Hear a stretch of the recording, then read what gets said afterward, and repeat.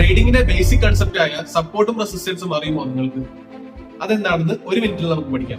ഒരു സ്റ്റോക്കിന്റെ പ്രൈസ് മൂവ്മെന്റിൽ ഉണ്ടാവുന്ന natural boundaries ആണ് സപ്പോർട്ടും റെസിസ്റ്റൻസും. ഈ സപ്പോർട്ടിനെ ഡിമാൻഡ് സോൺ എന്നും റെസിസ്റ്റൻസിനെ സപ്ലൈ സോൺ എന്നാണ് പറയുക. ഒരു റൂമിൽ നിന്ന് ഒരു ബോൾ മുകളിലേക്ക് എറിയുന്നു എന്ന് കരുതുക. അത് മുകളിൽ സീലിംഗിൽ തട്ടി താഴെ ഫ്ലോറിൽ വന്ന് മുട്ടുകയും തിരിച്ച് മുകളിലേക്ക് ഉയരുകയും ചെയ്യും. ഇതിൽ ഫ്ലോർ എന്ന് പറയുന്നതാണ് സപ്പോർട്ട്, സീലിംഗ് ആണ് റെസിസ്റ്റൻസ്. അതുപോലെ എപ്പോഴൊക്കെയാണോ ഒരു സ്റ്റോക്ക് പ്രൈസ് സപ്പോർട്ടിലേക്ക് വരുന്നത് അപ്പോഴൊക്കെ അവിടെ ഡിമാൻഡ് ക്രിയേറ്റ് ചെയ്യുകയും അത് തിരിച്ച് മുകളിലേക്ക് പോകാനുള്ള സാധ്യതയും ഉണ്ട്. അതുപോലെ എപ്പോഴൊക്കെയാണോ സ്റ്റോക്ക് പ്രൈസ് റെസിസ്റ്റൻസ് സോണിൽ എത്തുന്നത് അപ്പോഴൊക്കെ സ്റ്റോക്ക് പ്രൈസ് താഴേക്ക് വരാനുള്ള സാധ്യതയും ഉണ്ട്. ഒരിക്കൽ റെസിസ്റ്റൻസ് സോൺ ബ്രേക്ക് ആയാൽ പിന്നീട് റെസിസ്റ്റൻസ് സോൺ ആയിരിക്കും സപ്പോർട്ട്. ഇൻവെസ്റ്റ് ചെയ്യുമ്പോൾ നിങ്ങൾ ആദ്യം ചാർട്ടിൽ മാർക്ക് ചെയ്യേണ്ടത് സപ്പോർട്ട് സോണുകളും റെസിസ്റ്റൻസ് സോണുകളുമാണ്.